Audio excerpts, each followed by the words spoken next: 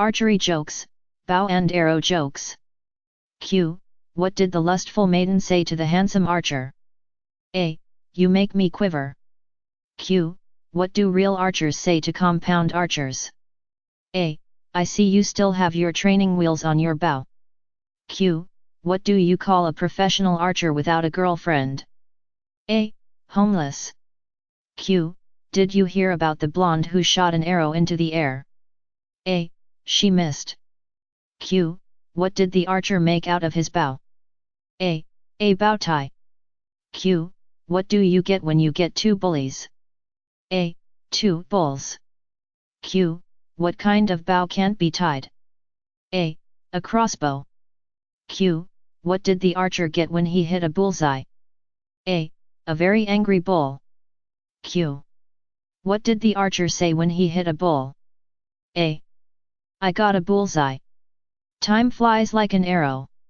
Fruit flies like a banana. It's very uncommon for two archers to have the same score. Everyone knows that bow ties went out of style years ago. Archery contest. Once upon a time there was an archery contest.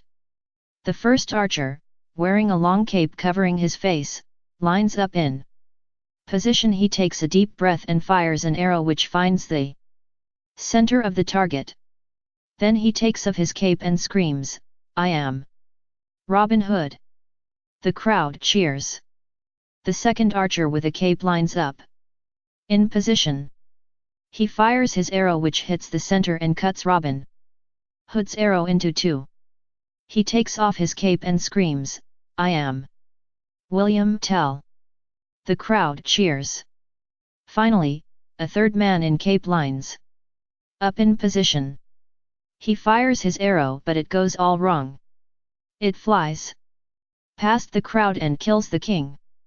Then the man takes off his cape and screams, "I am sorry." Radio interview.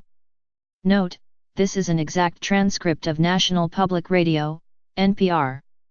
Interview between a female broadcaster and U.S. Army General Reinwald who was about to sponsor a Boy Scout troop visiting his military installation. Woman radio host: So, General Reinwald, what things are you going to teach these young boys when they visit your base?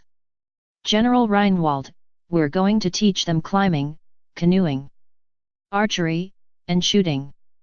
Woman radio host: Shooting? That's a bit irresponsible, isn't it?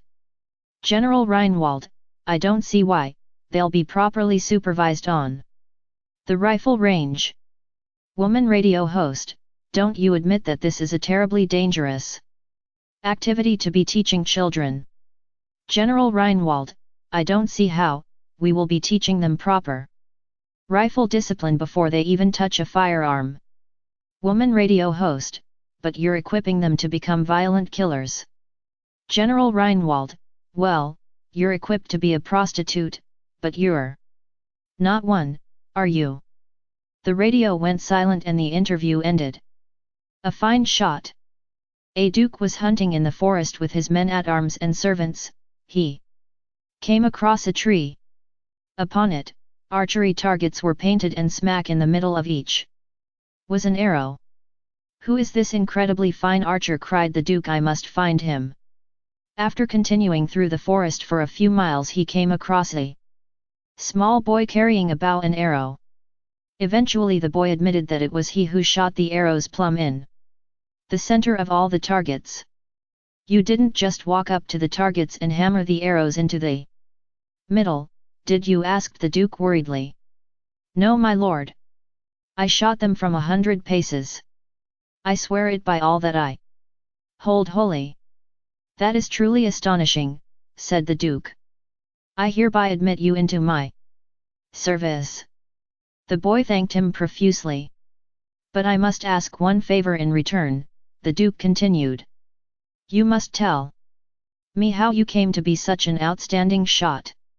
"Well," said the boy, "first I fire the arrow at the tree, and then I paint the target around it.